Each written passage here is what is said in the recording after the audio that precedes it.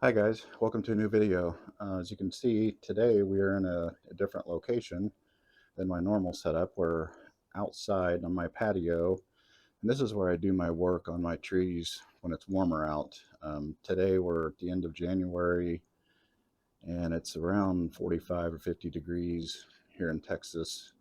A little cool, but it's bearable to be outside, so I need to mix up some soil today, so I thought I would bring you guys along.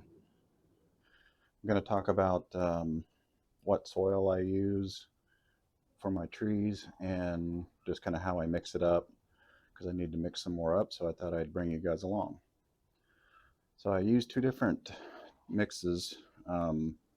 First mix I use is akadama and black lava, which the akadama is here and black lava is here, but I just ordered these. I normally drive about 30 minutes to a local bonsai nursery and pick up my materials, but I tried to order them online this time, which I think this is going to work, but what I'm concerned about is these particles came in a lot smaller, and I'll show you once I open the bag. And same thing with the lava. I think they're a little bit smaller than what I would normally use. So for this mix, I'm going to add some pumice, which I don't normally do, but I also ordered some pumice just to add a little bit larger particles to my akadama lava mix. And my other mix that I used for my cuttings and when I'm growing seeds is I use a mixture of perlite, some turface, which is calcined clay, and this bag's about empty, but I'll show you a little bit what it looks like.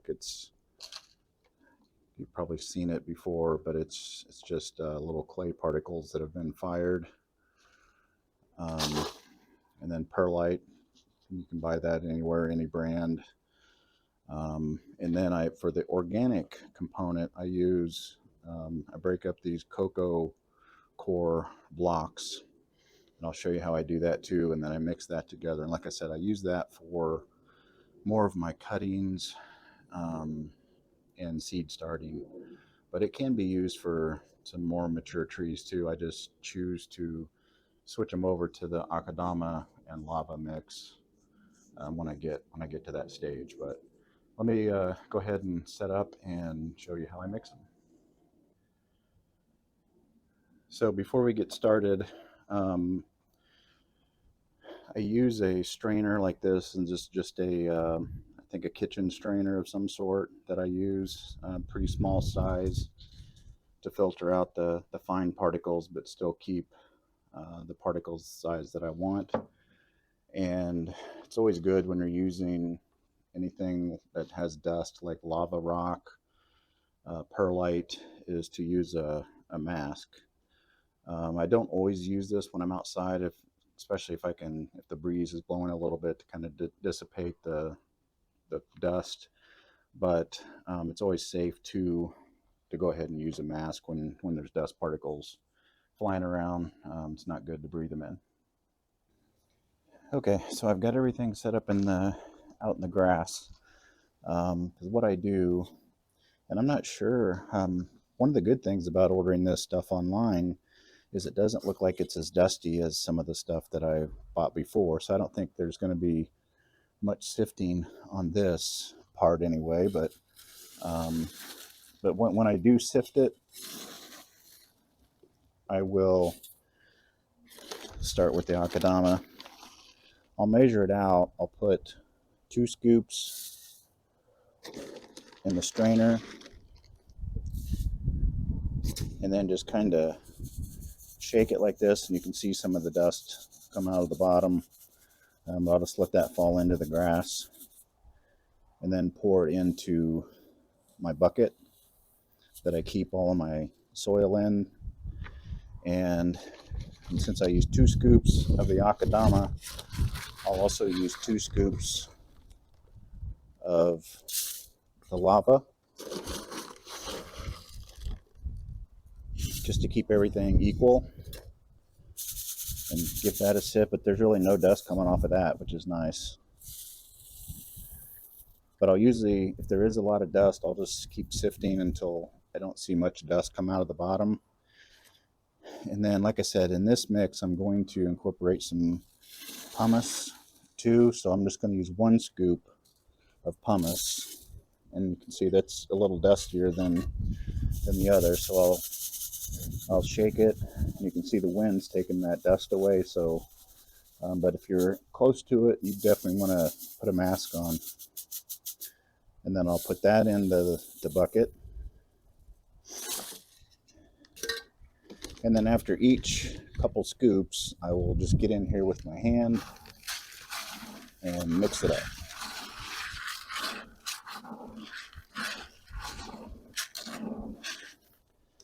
And then I'll just do that over and over until I get enough volume that I need, and just keep repeating that process. So that's it for the akadama and lava mix. So now let's look at the other mix.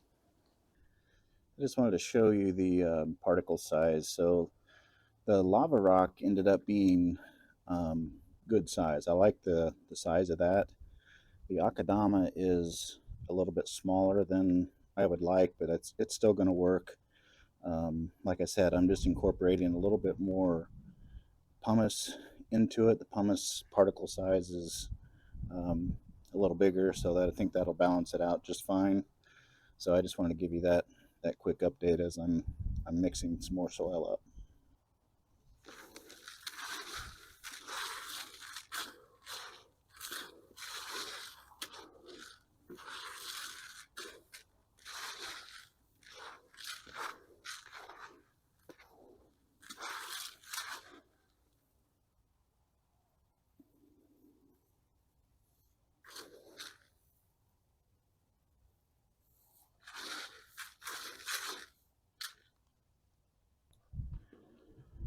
Okay, so the first thing we're going to do is mix up some of this cocoa coir. It's a little hard to break up. You can try to cut some.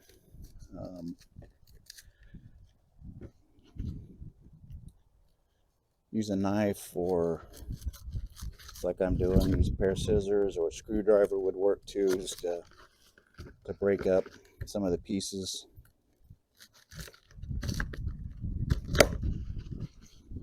And then once you get some pieces broke up, you can, it'll really expand, so you don't need a whole lot.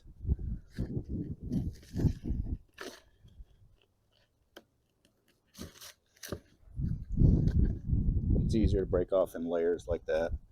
And once you get a thin layer broke off, you can just break those up into smaller pieces.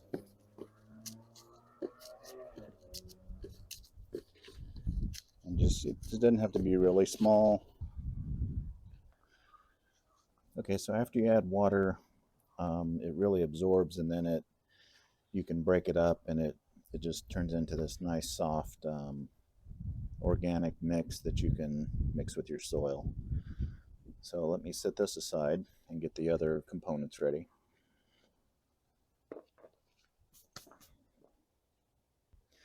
Okay, so I've got my Turface here, my perlite down here, and the same strainer and scoop. So what I'll do here is mix a couple scoops of the Turface.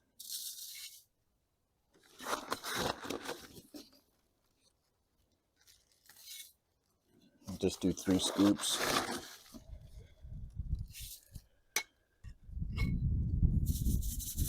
And I'll shake it just to get some of the fines out of the bottom.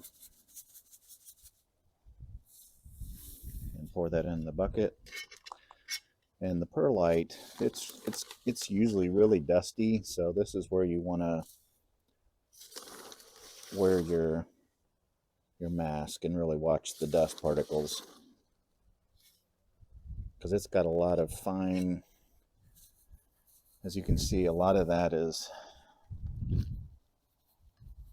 coming out and the wind's taking it. But I try to get rid of all that dusty material.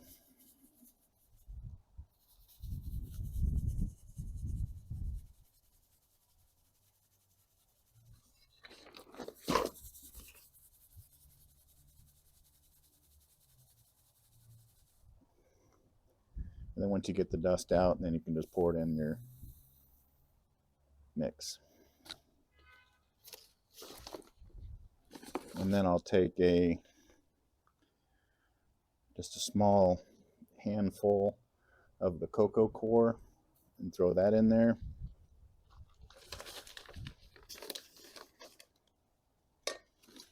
And then just mix it up like I did with the other. Just use your hand, just kind of stir it around.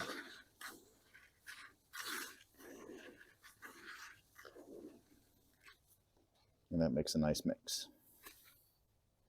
And you just keep repeating that over and over until you get as much as you need. So just some final thoughts on the soil and a little bit about the cost. The reason I use two different blends is the akadama, lava, and pumice mix is quite expensive. It is cheaper to mix it yourself like I'm doing, but it's still pretty expensive. Like just an example, the akadama, where I buy it, because I don't really have a local place. Like I said, there was a bonsai nursery, but it's expensive there. Just about as expensive as it is to order it. Like this bag here will cost roughly $50 to $60. This lava here is anywhere from $30 to $40. The pumice is the cheapest component, and that's around, I think, $15 to $20. So if you look at all three of those components, that's a lot of dollars add up quick. As this mix, the Turface, that's a 50-pound bag, and you can get that for about $20. This perlite was about $6 and change, so around $7. And the cocoa coir block was around $10. But as you can see, I didn't use very much, but it really expands, so you get a lot of volume out of it.